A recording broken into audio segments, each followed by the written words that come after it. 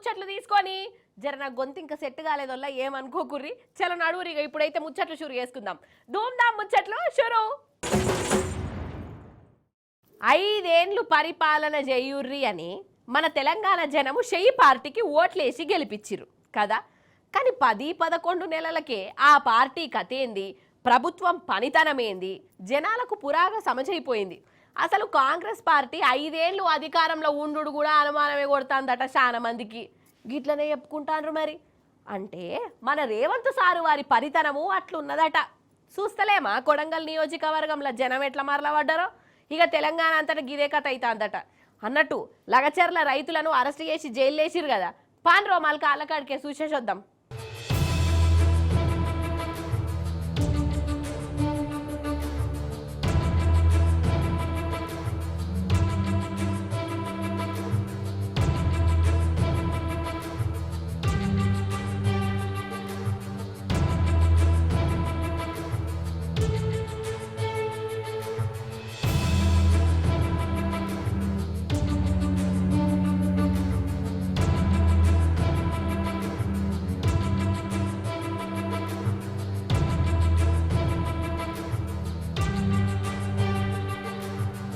ప్రజాపాలన అంటే ఇట్లుంటదా అనొల్ల?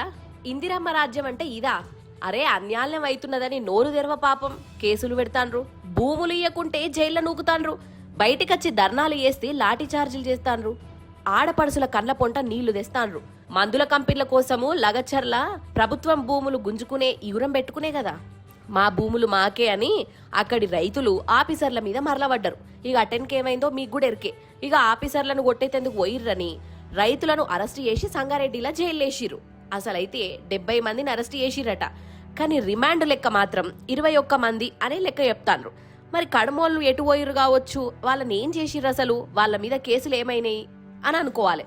అయితే సంగారెడ్డి జైల్లో ఉన్న రైతులను మన కేటీఆర్ సారును బీఆర్ఎస్ లీడర్లు కలుసుకున్నారు. వాళ్ళు మంచి చెడ్డ ఆర్చుకున్నారు. జైలు నుంచి జల్దీల్నే బయటికి తీసుకొచ్చే ఉపాయం చేస్తానని రామన్న వాళ్లకు హిమ్మతిచ్చిండు. అసలు జైల్లో రైతులు పడుతున్న అవస్థ, వాళ్లకు పోలీసోళ్ళు ఎట్ల నరకం చూయిస్తున్నారో రామన్నకు కండ్లకు కట్టినట్టు ఈ ఊరంగా చెప్పిరోళ్ళ. వాళ్ళు పడుతున్న బాధలేంది, సర్కారు రైతులను ఎట్లా గోస పుట్టించుకున్నదో రామన్న చెప్తుంటే పానం కలుక్కుమన్నది. ఇంకా అరాచకం ఏంటంటే 21 మంది మొత్తం ఎస్సీ ఎస్టీ బీసీ రైతులు. ఒక ఆయన విష్ణువర్ధన్ రెడ్డి అని ఆయన కూడా ఉన్నాడు. ఆయన కూడా పాపం ఇంట్లో ఉన్నాడు. వాళ్ళందరినీ పిచ్చి కొట్టుడు కొట్టినారు, చిత్రహింసలు పెట్టినారు, 3rd డిగ్రీ టార్చర్ పెట్టినారు. కొడంగల్ సిఐ, కొడంగల్ ఎస్ఐలు, వికారాబాద్ ఎస్పీ ఆయన పేరు నారాయణ రెడ్డి, వీళ్ళంతా కలిసి వీళ్ళను చిత్రహింసలు పెట్టినారు. 3 గంటలు కొట్టినారు. ఒక్కొక్కరిని చూస్తూ ఉంటే ఇప్పుడే మా అక్క చెప్పినట్టు కాళ్ళు చేతులు కమిలిపోయి ఉన్నాయి. మేము అడిగినాం, మరి ఎందుకు మెజిస్ట్రేట్ ముంగట చెప్పలేదు, కొట్టినాడు ఎందుకు చెప్పలేదు అన్నాం. మీరు చెప్తే మళ్ళా కొడతాం, మీ ఇంటికి పోయి మీ ఇంటోళ్ళని కొడతామని చెప్పినారు. ఎంత అమానవీయంగా, ఎంత క్రూరంగా అంటే ఇంటి మీదికి వీళ్ళనేమో జైలుకు పంపినారు.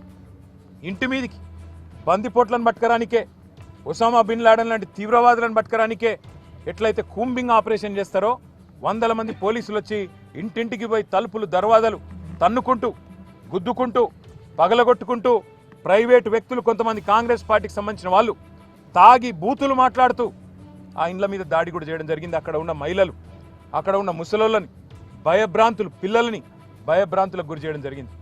మరి ఇట్లా యేషుడు న్యాయమే నానోళ్ళ? ఎద్దేడ్చిన యవసము రైతేడ్చిన రాజ్యము బాగుపడదని అంటారు.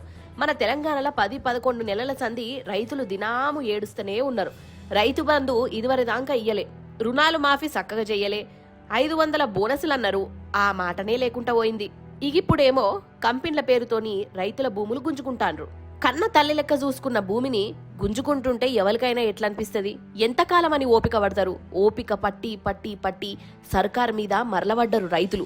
ఇది ఇక్కడితో ఆగేటట్టు లేదు.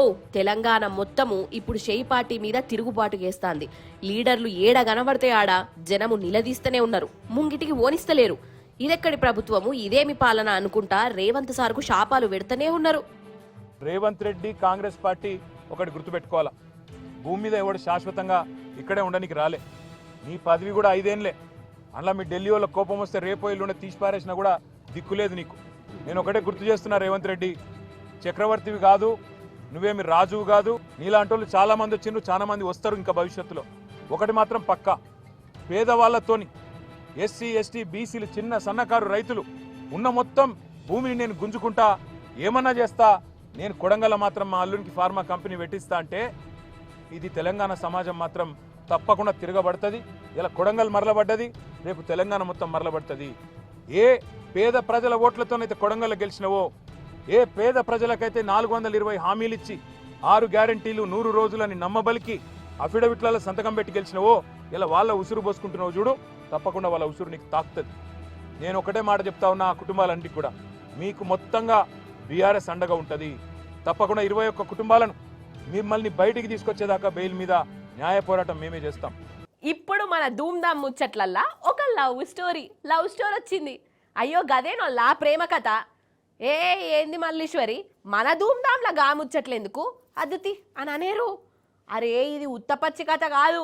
ఒక దేవదాసు పార్వతి, ఒక సలీము అనార్కలి, ఒక లైలా మజ్ను, ఒక అర్జున్ రెడ్డి ప్రీతి, ఇగో ఈ రేంజ్లో ఉంటుంది అన్నట్టు. అవును రావుర్రి, మీరేం భయపడకుర్రి. ఇంట్లో ప్రేమికుడు ఎవరో తెలిస్తే మీకు చక్కెర వచ్చుడు ఖాయం. అందుకే గిలాసల ముత్తన్ని మంచినీళ్ళు దగ్గర పెట్టుకొని మరీ చూడుర్రి. ఎందుకన్నా మంచిది. అగో ఆడ ఉన్నాడు జానిగాడు చూడుర్రి. పులిని చూయించు చూసిర్రా మన లవ్ స్టోరీల దేవదాసును. ఏడున్నాడబ్బా, పులి కనబడుతున్నది గాని ఆ ప్రేమికుడేడి అని అంటారా? అరే ఈ పెద్ద పులేనోళ్ళ ఆ ప్రేమికుడు. అరే నిజమంటేనోళ్ళ నా తోడోళ్ళ ఈ పెద్ద పులి పేరు జానీ. అయితే అటు నిర్మల్ జిల్లాల పులి తిరుగుతున్నదని మనం మొన్నటి సంది చెప్పుకుంటున్నాం కదా. మహారాష్ట్ర నుంచి మన తెలంగాణకు వచ్చి ఆదిలాబాదు నిర్మలు ఇగో ఇట్లా తిరుగుతాంది.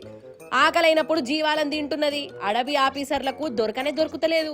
అయితే మొన్న మహబూబ్ ఘాట్ రోడ్ కాడ కనబడ్డది కదా, అగో గిదేగా జానిగాడు. అయితే ఇదట మహారాష్ట్రలో ఉన్నప్పుడు ప్రేమల పడ్డదటనోళ్ళ. దీని సోపతిని దేవులాడుకునేందుకు రాష్ట్రాలు దాటుకుంటూ వచ్చింది. ప్రియురాలి అడ్రస్ ఏమిటో కాస్త చెప్పమ్మా అని అనుకుంటా ఇప్పటిదాకా 500 కిలోమీటర్లు తిరుగుకుంటానే ఉంటున్నదట.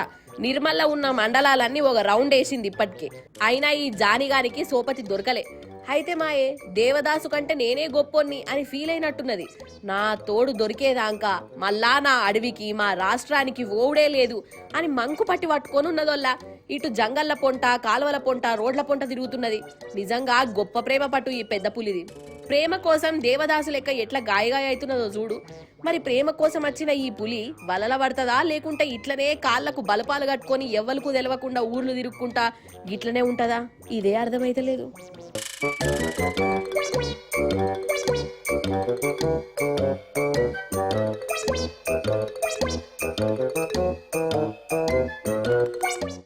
అన్నట్టు ఇప్పుడు దొంగల ముచ్చట చెప్పుకుందాం.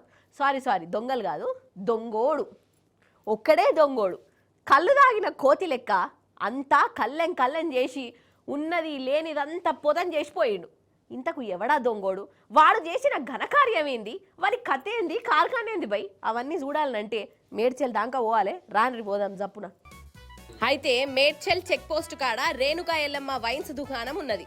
దేవత పేరు పెట్టుకున్నారు గిరాకీ బాగా అత్తదని. కానీ గిరాకీ సంగతేమో గాని ఇగో ఒక దొంగోడు మాత్రం ఈ బ్రాండ్ ఎదుకునంలా ధూమ్ధాం చేసిండోళ్ళ. దుకాణం బంద్ చేసినాక వీడు మెల్లగా ఇంట్లో వచ్చిండు. అగ చూడు వీని తన్లాట ఎట్లున్నదో.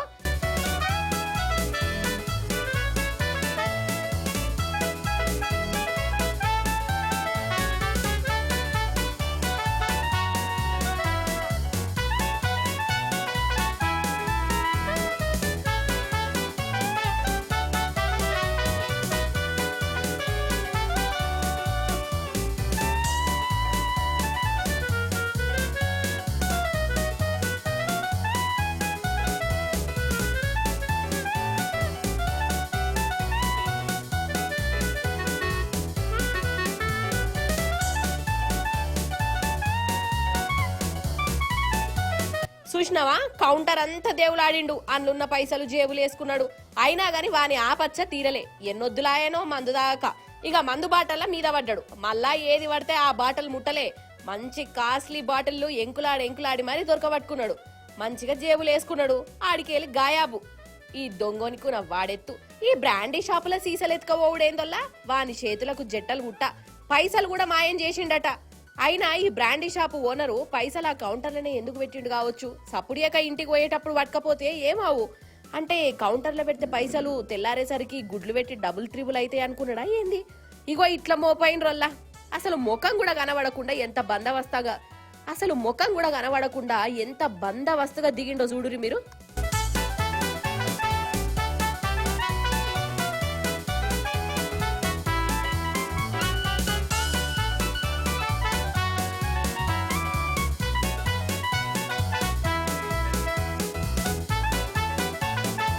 అసెంబ్లీ సమావేశాలు పార్లమెంటు మీటింగులు అన్నప్పుడు అటు అధికార పక్ష పోళ్లకు ఇటు ప్రతిపక్ష పోళ్లకు తగ్గా పోర్ లొల్లి నడుస్తూనే ఉంటది.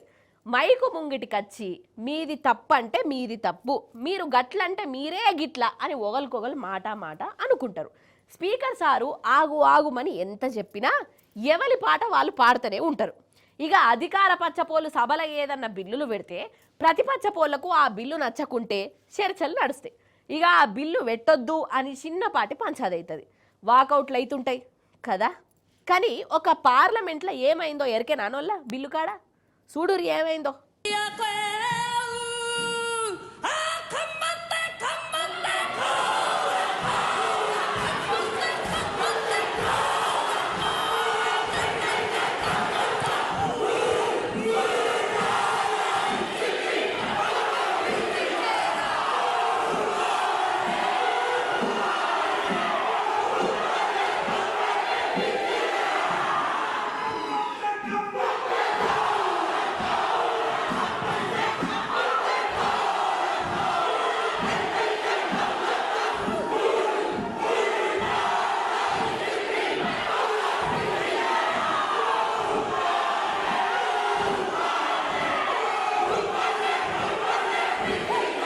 వామ్మో ఏందిది, ఏమైంది ఈమెకు? సిగమూగినట్టే ఊతాంది.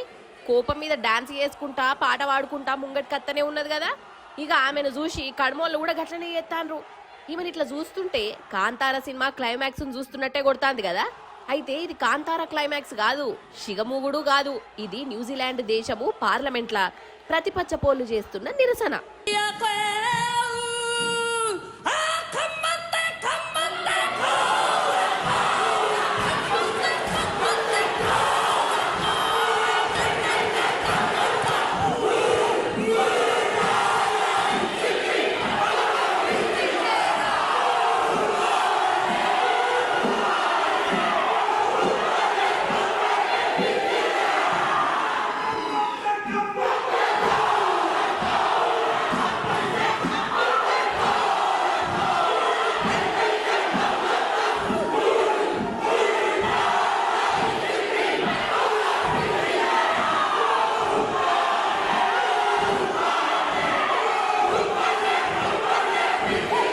అయితే ఇట్లా నిరసనకు ముంగట పడ్డామే ఎంపీ మేడం ప్రతిపక్షంలో కూసున్నది. ఈమెకో రికార్డున్నది, పార్లమెంటులా అందరికంటే చిన్న వయసు ఈమెదే. 20 ఏండ్లకే ఎంపీ అయిందన్నట్టు. అందరికంటే చిన్నదైతేంది, అందరికంటే ముంగట నిలబడ్డది. నచ్చని బిల్లు మీద ప్రభుత్వాన్ని ఇగో ఇట్లా ఎదిరించింది. మరి గిట్లెందుకు నిరసన చేసింది? ఖాళీ మనోళ్ళ లెక్క ప్లకార్డులు పట్టుకోనో లేకుంటే డౌన్లో అనుకుంటానో ఉండొచ్చు కదా అని అనిపించచ్చు. అయితే ఈమె చేసిన డాన్స్ పేరు మా ఊరి డాన్స్ అట. న్యూజిలాండ్లో ఉన్న ఆమె తెగల సాంప్రదాయ నృత్యం. అయితే ఈ తెగలకు సంబంధించిన భూములు జాగల మీద ఏదో బిల్లు పట్టుకొచ్చింది న్యూజిలాండ్ ప్రభుత్వం. ఇక ఆ బిల్లును పార్లమెంట్లో పెట్టింది. ఇక ఆ బిల్లు పాస్ అయితే వీళ్ళు హరిగోస పడతారట. అందుకే ఆ దిక్కుమాలిన బిల్లు అద్దే అద్దు, మా తెగను సత్యనాశ చేయొద్దు అని ఇగో ఇట్లా డాన్స్ చేసుకుంటా వాళ్ళ పాట పాడుకుంటా పార్లమెంటును దద్దరిల్లిచ్చింది. గూస్ బంప్ అంటారు చూడు రోల్లా, అవో గదే రోమాలు నిక్కపోరు చూడు. ఆమెను ఇగో ఇట్లా టీవీలో చూస్తుంటే నాకే అట్లా అనిపించింది వల్ల. ఇక పార్లమెంట్లో ఉన్న లీడర్లకు ఇంకెట్లా అనిపించచ్చు కదా. నిజంగా ఈమె నిరసన మాత్రం నాకు నచ్చింది. ఎవరు ఏమనుకున్నా మంచిదే, అందరికంటే చిన్నామనే అయినా గానీ జరసేపు దడదడలాడిచ్చింది కదా. ఇవన్నట్టోళ్ళ ఇయ్యాలటి ముచ్చట్లు. మళ్ళా రేపు వస్తుంది కదా మీ మల్లీశ్వరి, అప్పుడు వచ్చేటప్పుడు ఇంకిన్ని ముచ్చట్లతో కలుస్తుంది. అప్పటిదాకా మీరైతే చూస్తూనే ఉండు టీ న్యూస్. నేను ఉంటాం మరి. నమస్తే, టాటా.